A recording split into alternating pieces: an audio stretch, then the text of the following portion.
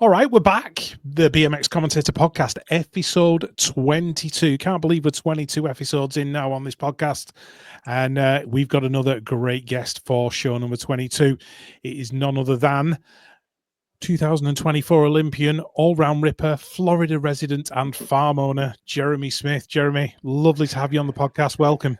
Thank you, Rich. Thanks for having me. It's a pleasure to be here. I know we're chatting all year to set this up, and I'm glad we finally got to make it happen. Yeah, so am I. I'm definitely glad we got to make it happen because, your story's, a little bit different to everybody else's in terms of what you're doing now with, Aker brand and all that kind of stuff. And I really wanted to just dig in and find out, the origins of the brand and how it all began and what plans you've got and all the work you've put in so far. I think there's a real story there to be had because there's not many BMX racers now, elite ones, who are running a BMX brand alongside actually having a racing career as well. So it's a really nice kind of, I think the word's juxtaposition. I can't remember, but anyway, it's a nice story. So we'll dig into that. So I think that's probably the best place to start with Aker brand. So Yeah. can you tell us a little bit more about how the brand came about and anything that you can tell us really about the origins of it? Yeah, so I think just the idea of having like a training compound stemmed back from when I lived up here where I'm at now in Ohio with my parents. My older brother, Josh Smith, he raced elite for a while. He's racing vet pro now, and my grandparents owned I don't know the correct term for it, but like an aggregates business. So they sold dirt, processed dirt, mulch, gravel, landscaping, mulch and soil and stuff for the garden. And we always had access to machines. My dad worked there, and we would always, beg my grandpa to let us bring a big front end loader on the weekends. And we were always just building stuff in my parents' backyard. And all the great riders in Ohio would always come over, and we would just ride, dig, have fun. So I think just growing up in that environment definitely, helped lead me to create Aker brand with my well, we might as well call him my brother at this point, Will Grant. So I think that helped stem a lot of Aker brand. And then I think also at the beginning of 2016, before I actually moved to Florida and moved in with Will, I stayed with Nick Long at he took over his dad's house in Lakeside, California, near Chula, and I stayed there for maybe a month or so, and it was just awesome. Like staying there with Nick, that's really when I decided I was like, okay, I gotta, you know, be in BMX full time because at that point, we can talk about this later, but I was still trying to figure out like, am I going to be a full time racer? Am I going to race for fun and go to work and stuff like that? So I think that's what really, helped us evolve Aker Brand. And then I moved in with Will, and he had people that would come stay with him during winter. And then I had friends that wanted to come stay with us during winter. And it just, like after a year or two of living with him, we're like, man, we got to get some property. We got to build a compound. Like we need more room for people to come stay. Like Florida's turning into a crazy hot spot for BMX racing, and not that we wanted to capitalize on that, but it just made so much sense to us. Yeah, yeah. It seems that whereas California used to be the hotspot in the 90s or whatever it was, now Yeah. already you've got two supercross hills, you've got a multitude of tracks to choose from, you've got a really competitive state series there. It makes sense for, quite a few BMXers to be based in that part of the world. Yeah. So when you actually bought the farm, how long ago was that? Was that a couple of years ago, maybe more? Uh, it's been about exactly 3 years since we have moved into the house that's on the farm. So a little backstory on that. We had been searching for properties for probably 2 years while we were just, trying to grow up ourselves, making sure we had a good credit score and we could show that, we made money because, that's hard with BMX racing, showing that you actually earn an income and stuff like that. So I was giving it one last shot to make Tokyo. We had or it was 3 World Cup stops, but the last 2 were in Colombia. So first one was in Verona, and pretty much for me to make the Tokyo team, I needed to get like 3 podiums out of the, what is that, 6 race days. Yeah, 6 race days that were available, and went to Verona, and I was riding really good. I think I went out in the quarters on the first day, and then the second day I hit the dirt super hard, broke my hand, was supposed to go straight to Colombia for the World Cups, and I'm pretty sure, like, traveling home from Verona, I found the listing for the farm we ended up buying, the Aker Farm. So it was just kind of crazy how that worked. Like, a big goal obviously got shot down from a injury, and then lo and behold, I find the Aker brand farm online when I'm traveling home. So who knows, maybe that the property we got would have never came about if I didn't crash and break my hand and lose out on, I don't want to say lose out on an Olympic spot, but not get to finish out the races to, potentially earn one. Yeah, that's mad. That's a crazy story. That's almost Yeah. like, destiny that, you Yeah, had meant that to be. injury and then you find the property. That's a pretty amazing story. So Yeah. when you got to actually get the farm, what kind of state was it in when you actually took possession of it? Um, yeah, it was pretty rough. No one had lived there for probably over 5 years. There was tons of trash, and the guy who was selling it was he was a realtor, but he was like an old cowboy guy in his late 70s maybe, and he's like, we're just selling this land. The house is of no value, and Will and I are looking at each other. We're like, yeah, yeah, you don't want to include any extra cash on that house. Yeah, it's not worth anything. But we're looking at each other like, this is what we need. We can't afford a beautiful, nice house on farmland. So yeah, it was rough, and I spent, I think, the first 3 or 4 months living in my parents' RV, and Will Grant, my business partner, best friend, pretty much brother from another mother, he was sleeping out in a tent, and he's super organic and just one with the land. So I was like, dude, I got this RV, like, you don't have to sleep in a tent. He's like, no. He's like, I'll never get a chance to do this again. I'm staying out in the tent. So we spent the first, yeah, 3 or 4 months, like probably 4 months, the end of 2021 to the beginning of 2022, just waking up every day, throwing away trash, cleaning up the property, fixing what we could in the house that we felt comfortable, and just trying to get it livable.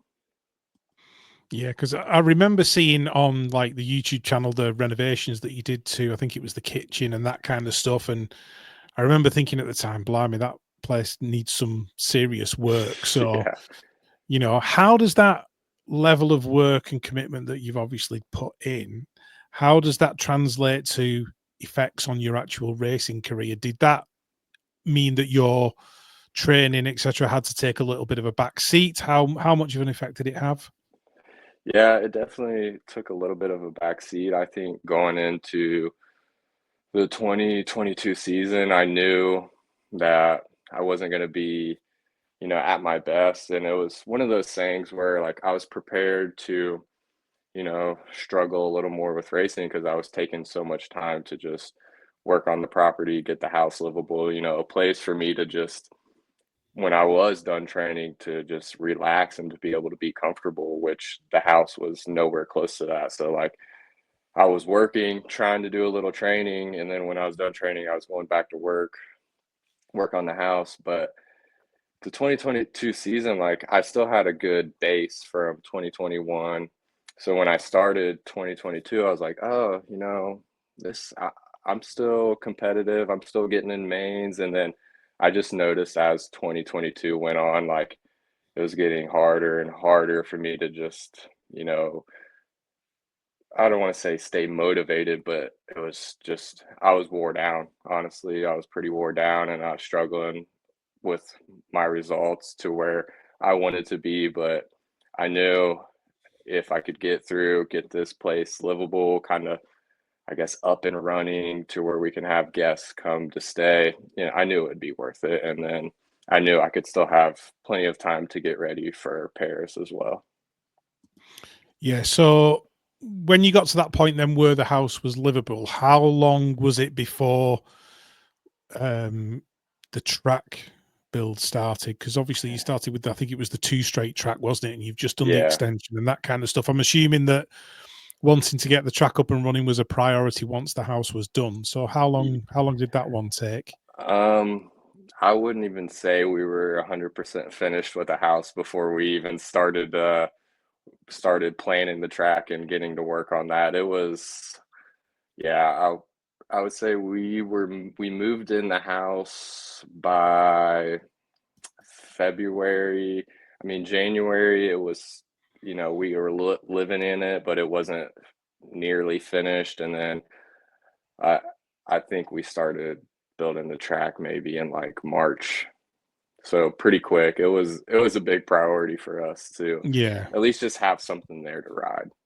absolutely. Because it's the dream, isn't it? Having that Yeah. facility there, you walk out of the back door, I think you've got a gym, haven't you, on the patio, and then the track a Yep. little bit further along. And it's just like, for most BMX kids, I think that would be the ultimate dream, just to have their own, backyard training facility that they can go on every single day and not have to travel anywhere. So, Yeah. I'm sure you've got some rather envious BMX parents out there going, how can we do that? Yep. So after that came along, then the house was livable. You were ready to take guests in. The track was done. When did the whole turning it into a facility where people could move into? How long did that take to come to fruition? So we had our first guest, I think at the end of January from Canada, Curtis Cray. Um, Actually, Irma Miller that runs the Sarasota BMX track. She's like, "Hey, I know you guys are, building your training place, blah blah blah." She's like, "There's a rider from Canada that wants to come stay. Like, are you guys ready?" And we're like, "Uh, not really, but you know how BMXers are. Like, as long as we got a place to lay our head, we can kind of make do with the environment and the way the house looks and all that." So yeah, we had Curtis come, and just him being from Canada and the Canadian people loving Florida, that really just helped us kind of just really open up as like people knowing that this is a place where you can come stay and train and be able to ride in Florida. But um yeah, it's still, I think people are still, learning about it, hearing about it, and even just realizing that, you can come to Florida, stay with me, stay with Will. Rain Langford lives with us full time. We have another pro from Pittsburgh, Michael Reck, who lives with us full time now. So I think it's still really coming to fruition right now. Yeah, yeah. Do you have a specific business model in mind for getting people in? Do they just book and come for like specific periods? And like say you've got the 2 guys living with you. How does it work for the kind of casual BMXer who wants to come in and immerse themselves in that BMX environment? Yeah, so we're looking for younger, like the lowest or the youngest riders we like to have are like 15, the riders that are ready to, start working their way into junior men, and then obviously young pros, riders that race U23, and then elite riders. So that's kind of how we break our pricing down, is by UCI classes, which is junior, U23, and elite. And those are the riders we're really looking to come stay with us. That's kind of, I'm obviously still training as an elite rider, and we're we're not really, as far as like a beginner or intermediate to come stay with us, we're not really, I'd say, quite ready for that yet, because I'm still training, doing my own thing. So it's more of a place for a younger rider who's ready to work his way into that pro class can come and, get a taste of what it's like to be a full-time professional BMX racer. Yeah. And Sorry, go on, carry on. Yeah, and as far as like, we don't really have a schedule of like, oh, we're doing a training camp this month. It's kind of just what's convenient for the rider that wants to come. If he wants to come during the summer, the winter, and just send me a message, Aker brand or Will a message, and figure out what works best for you. Yeah, because that was going to be my question. Do you kind of structure it so they get coaching and that kind of thing, or do they just come in and just take advantage of the facility and work off their own program? Do you split it like that, or is it just pretty much every man for himself? We don't necessarily offer like a training program or anything like that. Like, anyone who comes is more than welcome to, follow along with me and do my training with me, and I can, help any way I can. A lot of riders that come already have a coach and a training program, and we'll just try to coordinate our days to where, if we're all doing gym the same day or sprints or track, that way we can, train together, have a good group of riders, push each other, and just build the morale.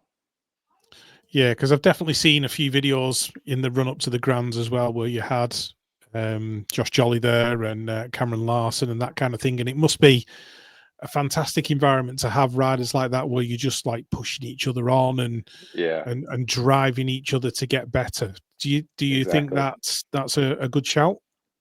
Yeah. I think that's pretty much spot on, and I think it's great, when we have a 16-year-old expert who's looking to be junior man, and we're like, all right, we're riding the track today, and then someone like Isaac Kennedy comes, or Cam Larson, or Ryan Tugas. Like, we had a ton of riders coming, and I think it's great for them, for the younger kids to be there and get to be around guys like that, watch them, ask them questions and whatnot. Yeah. Certainly, if you can't get motivated in an environment like that, surrounded by those kind of people, you shouldn't be racing BMX in the first place. So yeah, it sounds like an awesome facility. What plans have you got for it moving forward? Man, I got some big dreams there for the place. I would love to do a full-size track. I mean, I'm even dreaming of a supercross track, but building a hill like that costs a lot of money. So, we're trying to get sponsors for the farm that could help fund that. And actually, Will's one of his longtime sponsors, My Radar, which is a pretty awesome weather app. So you click on the app and it just shows. It's kind of like Google Maps or Apple Maps or whatever GPS you use on your phone. Like, you click on the app and it just shows wherever you're at, and it shows the radar, like if there's rain coming through, the weather for the day and all that. And they actually just partnered with us and took the naming rights of our track. So it's now the My Radar BMX track at Aker Farms. So that's been a huge help for us. And that's really what helped us, expand the track and get more jumps and all that. So right now, our next goal is to just improve the gym and keep improving the scenery around the farm, because there's still, stuff to clean up. And as far as me, I feel like that's kind of my role in the place, is just the visual aspects of it and planning the projects and, working on the projects myself. So with racing, like especially this year, I don't know if I was gone a full 6 months out of this year, but sure felt like it. So yeah, it's still a work in progress. Yeah, definitely. It kind of reminds me of a BMX version of the Baker's Factory. I see a lot of the Baker's Factory stuff online, and obviously they're based in Florida as well. So you've got a fantastic model to kind of look at and work from. Obviously, BMX isn't as multi-million dollar as AMA Supercross, but to have a BMX version of that, within the Florida area, it's going to be a draw for a lot of people. So yeah, it sounds utterly amazing. It's the kind of thing my lad, like my son's 13 now, and he's obsessed with his racing. And if I said, we're going to Jeremy's, he'd be like, I'd just be like frothing. He'd be chomping at the bit to get there. So yeah, I can imagine a lot of young kids would want to, come out and spend some time there. So it sounds like an amazing facility, and everything I've seen of it looks amazing as well. So I just can't wait to see what you do with it next. Yeah. So just moving on from that a little bit, obviously you've got the Aker brand as well. So was that a deliberate decision to put something in conjunction with the farm, or did you have a separate plan for that? Not really.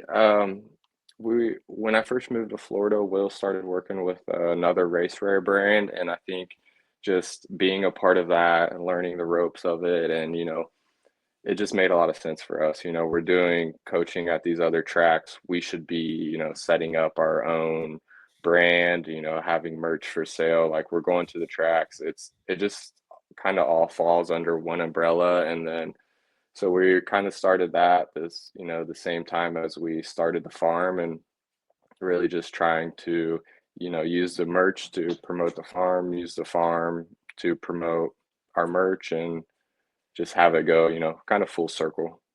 Yeah. So what's the response been to the brand then within Florida? Is that where you're picking up the majority of your sales, or have you gone a little more nationwide? Have you gone international? How's that looking? Yeah, I mean, a lot of people that come stay, and I would say most of them are from out of the country. We have a lot of Japanese riders, a lot of Canadian riders. We have a rider from Switzerland there right now, Levin. He races U23, Italian riders. So a lot of them have been international. And then on Sundays, we do kind of like a open coaching session for the locals to come and ride and do one-on-one coaching with myself, Will, and Rain. And so, I mean, we're getting both local and, international. So it's pretty good. Yeah, sounds like a really, really nice mix-up. So yeah, it's like I said, can't wait to see how it progresses, and I'll certainly be watching it on YouTube because I am a subscriber to your channel, because I subscribe to everybody's channels because I'm always trying to keep my finger on the pulse, so to speak. Yeah.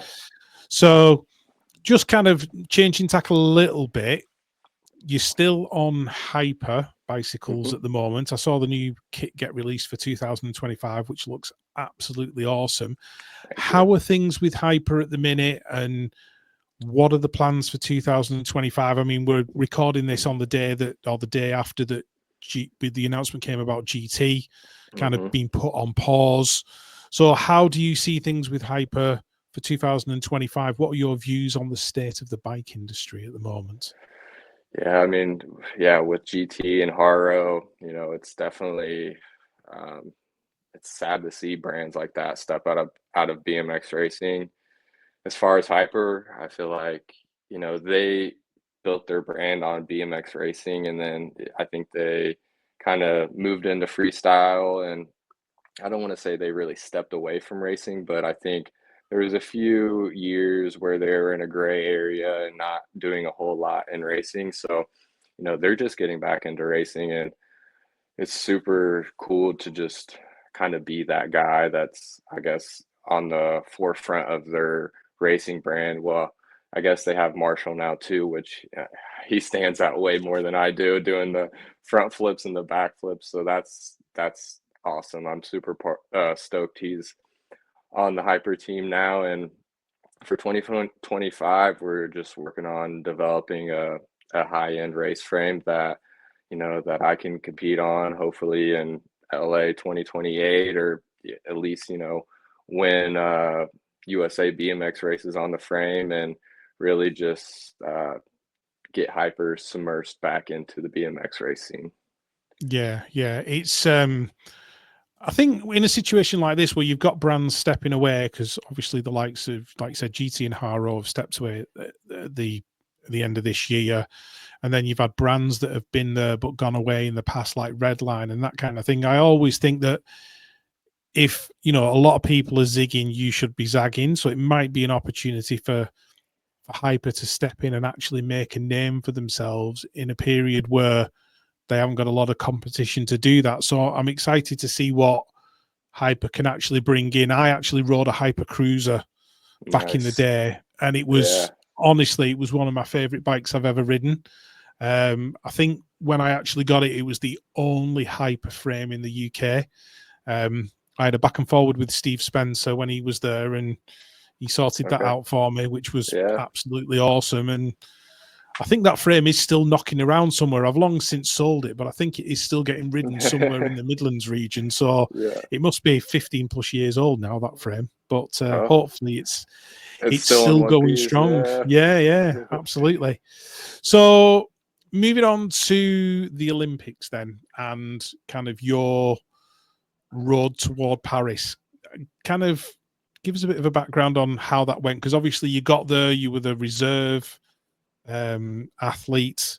Tell us a little bit about your Parisian experience. Yeah, it was an amazing experience.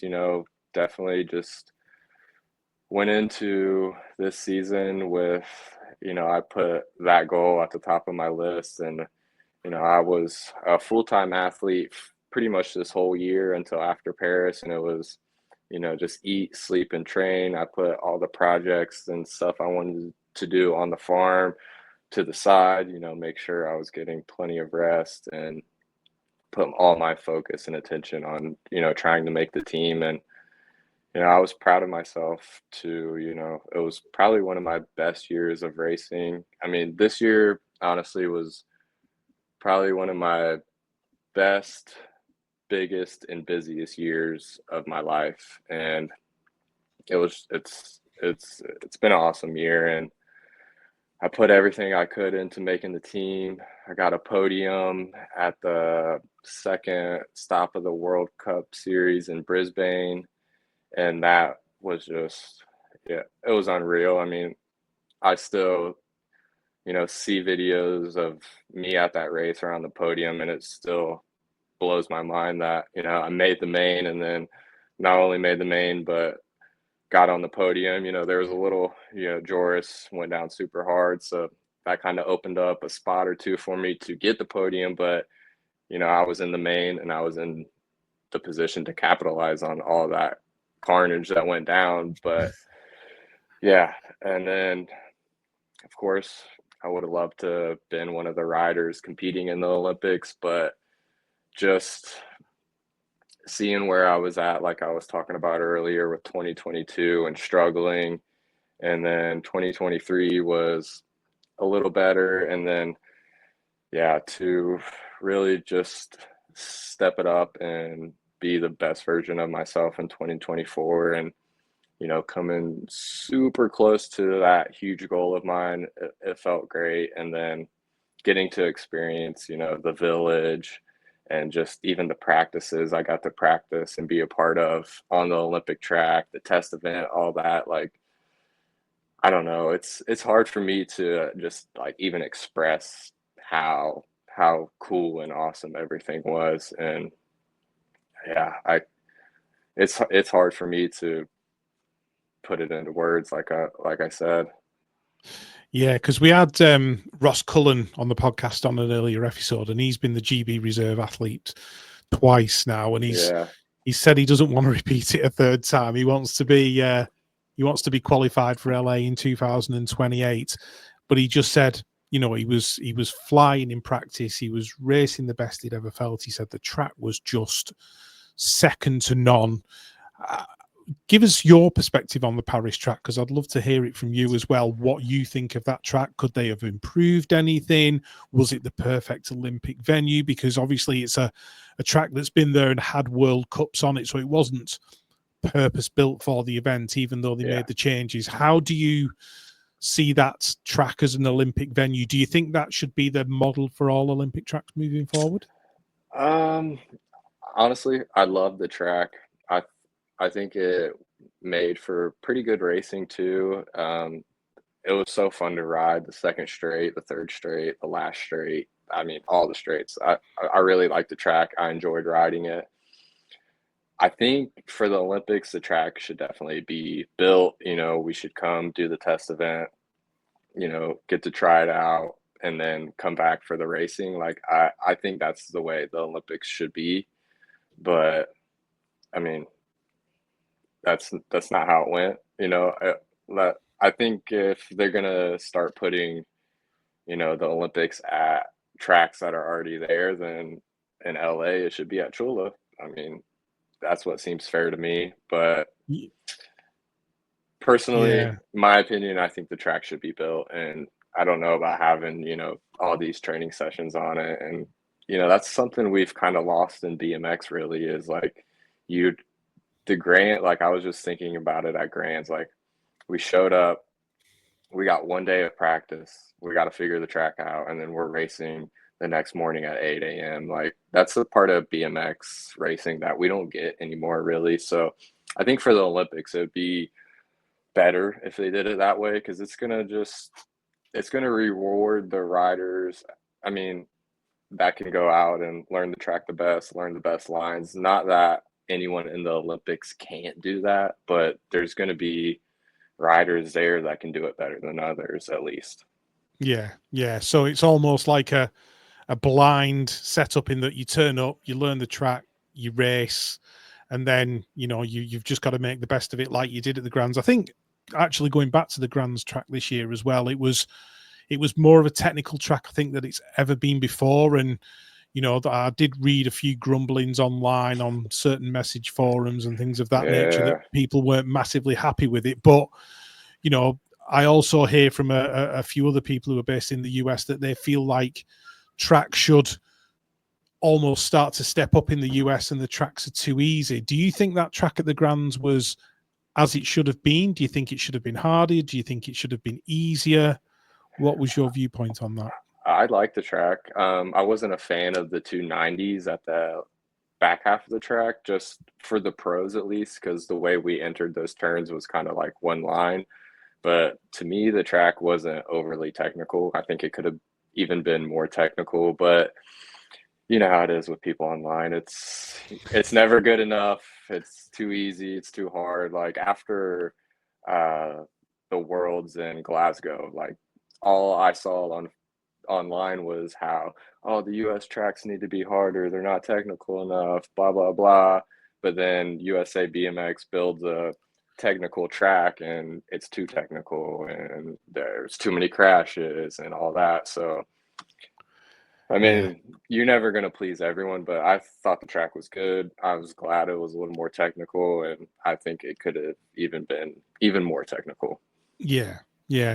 In terms of tracks that you've raced around the world, then I know you mentioned Brisbane and Rotorua, which I thought for World Cup tracks for the first time we've been to those venues was some of the best racing I think we've had in the World Cup in a few years. And I also thought the venues were superb. Are there any tracks around the world where you've gone, that's amazing, I love that, I'd love to ride there more often? What are the tracks worldwide that stand out for you that you've ridden on? Brisbane definitely stood out to me. I thought that was a good racetrack. I like Glasgow too, just, more technical side. I like Sarasota as well too. Like when I go to Sarasota, even though I ride there pretty much on a weekly basis, it's not a track where I can show up and, I ride there all the time, so I can do the track fairly easy, but I have to put effort into hitting the jumps, doing the straights, especially if I want to be smooth, clean, and, build my speed around the track. Like those three tracks. I love Papendal too. It's just, I love Papendal, the venue all around. So you can never go wrong with that. But I would say Brisbane, Glasgow are the two that are really sticking out to me. Sarasota as well. I'm sure there's tons of other tracks out there too that I love, but those three off the top of my head are stand out. It's Glasgow, I think, especially as it was a great track for the Worlds. I thought the Worlds were amazing on there, and I don't think that track gets used half as much as it could, just because of the way it's organized there and that kind of thing. And I'd really love to go back to Glasgow for another major event. We've had one UK national there, but I'd love to go there for, like, I don't know, a European Cup round or something like that. And we've got the new Supercross track in Cardiff in Wales as well, which is an amazing venue. So there's plenty building over here. Are there any more 8-meter tracks being slated to be built in the US? I haven't heard anything. Do you know any different? I haven't heard Apart from anything. yours, obviously, when you get around to it. Still dreaming about that, like, every day, like, we got this piece of land. We're like, okay, we're gonna build a full-size track there. And yeah, but no, I was gonna even mention that track that you mentioned in Wales. It looks like a really, good technical track that is, still good for amateurs, but challenging for elites as well. Yeah, yeah. I've heard a lot of good reports about it, and unfortunately, they've just been hit with the floods and that kind of stuff. So they've got their own challenges to deal with. But in terms of a venue, I can see us being there for a major championship at some point, whether it's the Worlds or the Euros or something like that. I know the people who run it, and they've definitely got their eye set on doing big things there. So I've got a feeling you might end up at Cardiff at some point, Jeremy, hopefully Yeah, I would love to. before the end of your career. So yeah, Yeah. that would be awesome. That would be awesome. So just talking of tracks and races then, what would be the dream race for you to go to anywhere in the world? Is there a race that you've not been to where you just thought, do you know what? I would love to hit that race up if I had the opportunity. Is there anything there for you? That's a good question. Honestly, off the top of my head, I would want to do, it's far from Supercross, but one of the French indoor races. I think it's I don't, what's the name of the, and Avion or Yeah, Avion, Saint Etienne. Avion. Yeah. Those Yeah, races Tour. just, they look so cool. The environment looks awesome. So, you know, off the top of my head, that's one race I think would be really fun to do. Other Yeah, than that, I'm kind of drawing a blank. There's nothing that really is, popping out at me. I'm lucky enough I've got to race pretty much all over the world, a lot of the World Cups, but I would like to do, I wasn't doing World Cups when they would do like the Rotterdam indoor, even though those were, smaller, tighter tracks. It's still, like we were talking about earlier, one of those tracks where you got to show up, you got to learn it, and then you're racing it. yeah, makes it that little bit more challenging for sure. Yeah. But yeah, it's bizarre that you actually mentioned the French indoor races, because I was recording episode 21 with Jace Cunning this morning, the Australian BMXer and mountain bike rider, and I asked him the exact same question, and he said, yeah, French indoor races, and they are amazing. I've been lucky to go to a few of them, and they're as good as you see on the live feeds. It's just an amazing atmosphere. So Yeah. yeah, if those opportunities come along, just grab them with both hands. That's all I'm saying. The Worlds in, forget the city it was, but 2022 in France was just, the French, they just love cycling. So just being like, I was in the stands watching, but just how packed the stands were, like the fans letting off the blue, white, and red smoke bombs, and just how stoked they were on the French athletes. Like, I had goosebumps just being in the stands, like wishing I was out there, obviously, but like just that environment is so cool. And you kind of see that in like that small indoor race as well. It's just tons of hype. Everyone's screaming and yelling once the gate drops. It would be super cool to, go and experience that. Yeah, you can't beat a French Worlds, I don't think. A French Yeah. Worlds or a South American Worlds, they always seem to be the ones that, people remember and talk about for years to come. Yeah, So, you so can't yeah, beat a French race, but then you also can't beat the French racers there as well. So yeah, that's very true. That is very true. Um, is there a race within your career that you'd love to do again? A race that you'd like to go, oh, do you know what? That one got away from me. I'd really like to have another go at it. Hmm, that's a good question too. It, I'm drawing blanks. I'm not good being put on the spot, but um, I would like to say the one in Italy, because uh, I feel like that was one of the best I was riding. And then obviously, like I said, I crashed, and kind of helped me discover the Aker brand farm. It was Yeah. possibly the reason of me discovering that. But uh, no, I mean, I think, I don't know if it's helps me or hurts me, but I'm always like, even when I was younger, it was like I was never like, I watched the '08 Olympics, and after that, I was never like, oh, I want to be an Olympian. I'm going to train. I'm going to become one. I was like, okay, what's the next national I'm going to race at? You know, what's the next race I can train for and try to win? So, yeah, I can't think of any races, you know, think back to any races where like, oh, I wish I could redo that. I'm sure there's tons of them, you know, there's You'll probably probably tons think of of them them, all after but we finish talking. yeah, So yeah, of yeah, course. yeah. But sometimes it's good to kind of walk away from racing with no regrets and go, do you know what?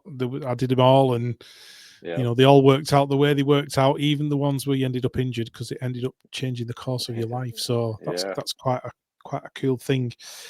This is another question that I've kind of dropped in as well with for the first time on the previous episode. But I'm going to ask you the same question, and it's the Frankenstein BMXer question. I've termed Okay. it as. So what we can do is we can kind of going to go into like a bit of a fantasy world, and we're going to create the ultimate BMXer. So what you can do is you can select 4 riders. You can take the physical strength of one rider. You can take the bike handling skill of another rider. You can take the mental toughness of someone else. And it doesn't have to be a BMX if you don't want it to be. It can be the mental toughness of anybody. And you can take the social media kind of savviness of someone, mix them all together and create the perfect BMXer. But who are the 4 people that you would use for that category? I like that. So I'll start with the last one, social media, and I'm gonna have to choose Barry Nobles on that. I Yeah, think he's done an amazing job from Instagram, YouTube, you know, all the social media platforms he's on. I think he's capitalized the most on that out of all BMX racers. Um, let's see, what was what was the first one again? the first one So was just pure physical strength. If you could have the pure physical physical strength of strength. any rider, who would it be for this Frankenstein rider? Hmm. I know there's some Dutchies out there that are super strong. Um,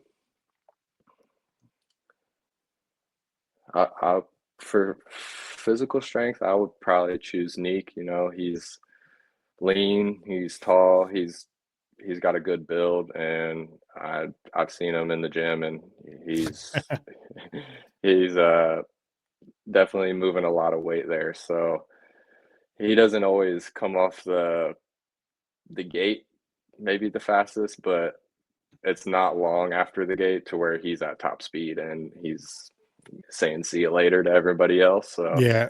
yeah, I would have to choose Neek on that one. Okay. Uh, And then the and then next the one was bike handling skill.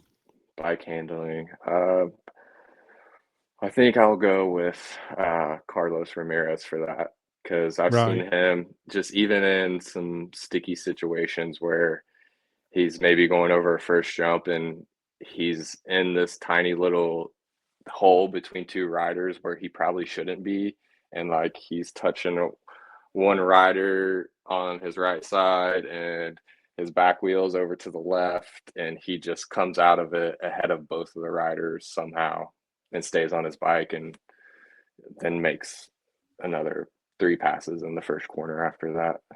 Yeah. Yeah. It seems like the South Americans have got kind of burn warfare down to a fine art. They find holes where Yeah, nobody else finds holes. So I can totally see why you picked Carlos as an answer for yeah, that one. the South Americans are they're just so passionate, you know. They're ready to die out there on the track, and they just yeah. I don't Yeah. they don't think about the consequences. They're yeah, they're doing something different. Yeah, definitely. And then you see you've got upcoming like Thomas Materano and that kind of stuff, and the future's just getting even brighter for the South Yeah. Americans. So that's good. So we've got Neat for the strength, Carlos for the skills, Barry for the social media, and then the next category was mental toughness. Who would you like to have the mental toughness of in this Frankenstein BMXer? Yeah, I'm gonna choose Joris for that one. You know, Yeah, you when you've won every race, every title, and you're still winning, and yeah, he that's mentally he's I would say one of the best ever in BMX racing, honestly. Yeah, yeah, and it's his consistency as well for me that just stands out. He's he's Yeah, been doing it since what 2011 as an elite or something like that, and we're 13 years down the line, and he's winning gold medals, and he's got 6 USA BMX titles. It's going to be a hell of a tough, yeah. a tough record to beat. So can totally understand why you've gone with that. So yeah, that's a really nice mix. Neat, Carlos, Barry, and Joris to make the ultimate Frankenstein That's BMXer. that's the $1 million BMX rider right there, I think. Right there. Yeah, absolutely. Who is your favorite pro to race? Who do you line up against and think, I'm racing this guy. I know it's going to be tough, but I know it's going to be good. Who's the guy who you like lining up next to? Ah, um, I would maybe, man, it's hard. Like, I'm gonna pick Sylvain with this one Okay. because you never know what you're gonna get. You know, he could get out front, and you could.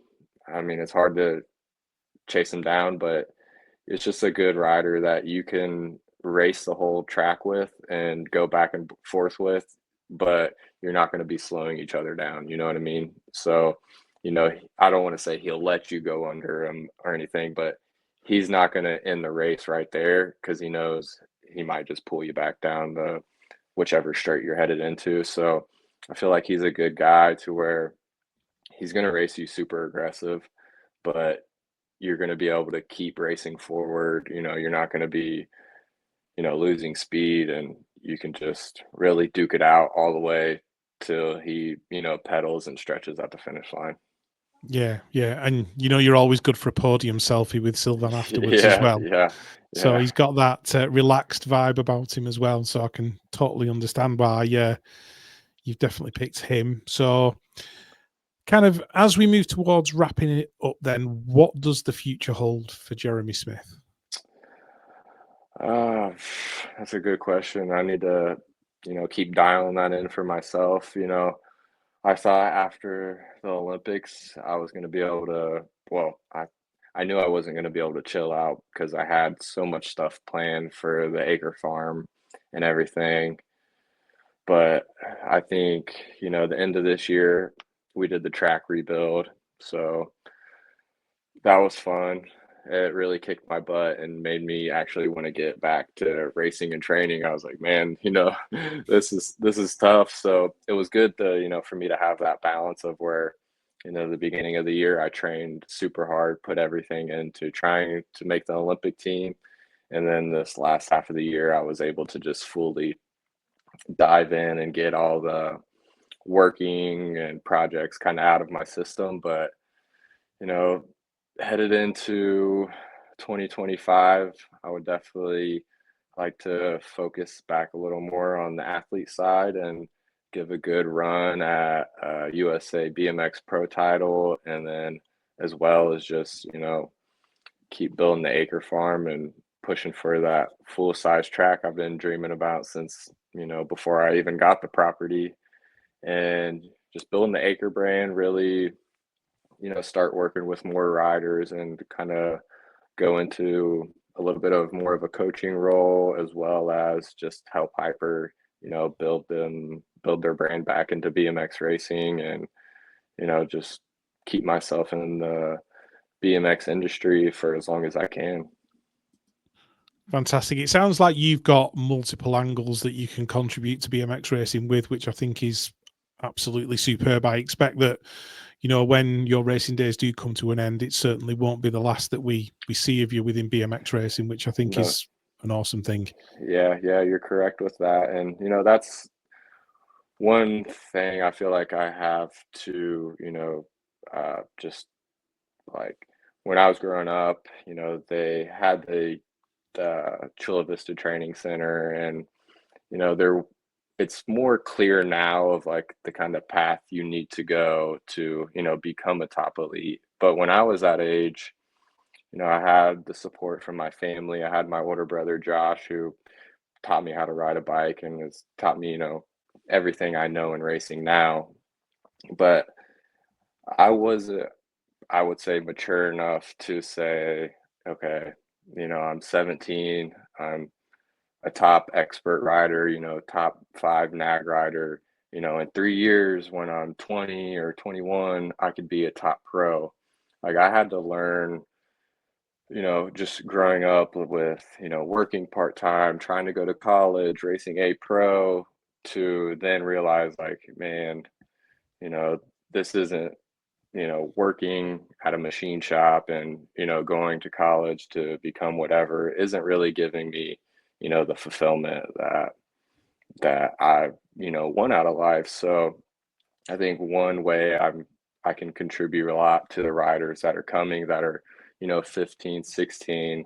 I can, help them navigate that path and to show them and tell them, like, you're 17 now, like this is what you need to be doing to by the time you're 20, you can be a top pro. So, that excites me a lot. I love, just uh, helping out riders and that's kind of what I needed when I was young. I didn't know really what to do, and you know, that's but that's good. That's what's led me to be able to create Aker brand and to make that successful. Okay, with that in mind, then, what would be the one piece of advice then that you would give a young BMXer coming up, like say somebody in the teenage years, 15, 16, 17 years old, wants to make it in the sport, wants to be a top pro? You've got one piece of advice to give them. What would it be?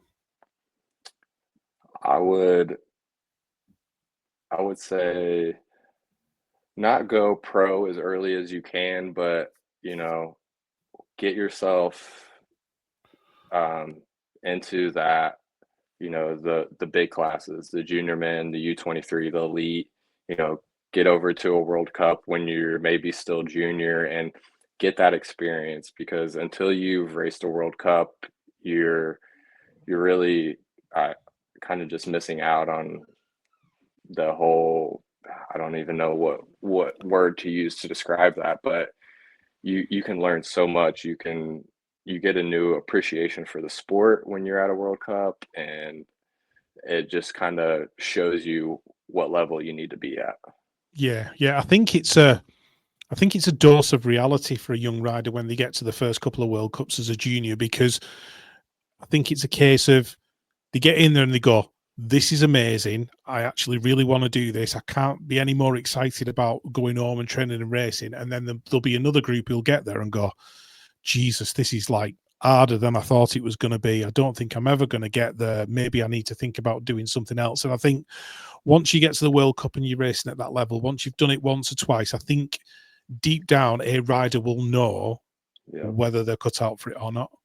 yeah, exactly. And you know, it's like what I tell kids is like most of the time, your first year pro, you're going to struggle. You know what I mean? There's been very few riders who've went elite and they're just winning. Like Sam, Isaac, Cam Wood are just three off the top of my head that really entered the elite class and were like making a name for themselves. So like you got to get in there, you got to experience it, you got to learn it. You know, you can stay amateur as long as you want and win all the national titles you want, but more than likely when you step up into that elite class, you're gonna be going through some growing pains. So the sooner you can get in there, the sooner you can learn that, the sooner you're gonna realize what you need to do, or you might realize that, this it really isn't for me. Yeah, yeah, yeah. A dose of reality, but I think no matter what that reality is, I think it all works out for the best in the end. Yeah, So completely. as we get to the end of this, Jeremy, I always give people an opportunity to thank friends, family, sponsors, plug anything they want to plug. The floor is Yeah, yours. Go for it. awesome. Well, I'll start by thanking you for having me on and letting me talk about my BMX career, and my business, I guess you can call it. It doesn't really feel like a business. It's just, my life. But yeah, Aker brand. And of course, I got to thank my parents, family, my older brother, Josh. Like I said earlier, he's one who pretty much got me into BMX, who's, you know, taught me everything I know on a bike. My fiance, I got engaged this year. She's a huge supporter of, you know, everything I'm doing and keeps me motivated. And I like to thank Hyper Bikes as well for giving me an opportunity to, you know, help them create a race frame and be their man out on the BMX scene representing them. And then I got to thank Will, my business partner, for holding down our fort, you know, when I'm, you know, still trying to be a BMX athlete and I'm gone, you know, months, weeks at a time. And, you know, he's there, he's got my back, help building our business and, you know, getting riders to come stay and, you know, keeping our dream alive. No, it's fantastic. Like I say, I'm a big fan of everything that you're doing, and I can't wait to see what comes next. So yeah, it's going to be a while that we're watching the Jeremy Smith story, and I can't wait to see what unfolds. So I yeah, appreciate it, Rich. Yeah, Jeremy Smith, thank you so much for being a part of the BMX Commentator Podcast, and hopefully we'll catch up in person at a European round of the World Cups next year, and yeah, we'll be able to have a proper chat in person. Yeah, we all love hearing you commentate live at the World Cups. I think you do an amazing job at that, and hopefully they keep hiring you, because I don't know who's going to be able to do it better than you. Oh, that's amazing, mate. Thank you so much for that. Coming from the athletes, that's awesome. That's all I need to hear, that I'm doing the right thing. So yeah, thank you so much. Keep it up. Okay, cool. Thanks, mate. Speak to you soon. Yep. Have a good night. See you. Bye-bye.